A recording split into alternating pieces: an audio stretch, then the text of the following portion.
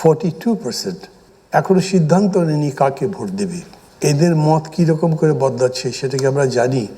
ডাকসু নির্বাচনের ফলাফল তাদের উপরে কোনো প্রভাব ফেলছে আমরা জানি। আমাদের দেশে কিন্তু গবেষণা তো নাই। এই যে ডাকসু নিয়ে এত কথাবার্তা বলছি, ইউনিভার্সিটি প্রাচ্যের অক্সফোর্ড ছিল, ইউনিভার্সিটি খুব বড় বড় গবেষণা হতো। নিশ্চয়ই আপনারা জানেন লন্ডন স্কুল অফ ইকোনমিক্স সারা পৃথিবীকে কল্যাণ অর্থনীতি শেখায়, কীভাবে কল্যাণ রাষ্ট্র গড়া যায় সেটার ডিরেকশন দিতে পারে। ঢাকা ইউনিভার্সিটিও এরকম হতে পারত, সেটা নষ্ট হয়ে গেছে। তো জ্ঞানের ওই চর্চা যদি হতো, গবেষণা যদি থাকতো, তাহলে আমরা জেন জি স্টাডি করতে পারতাম।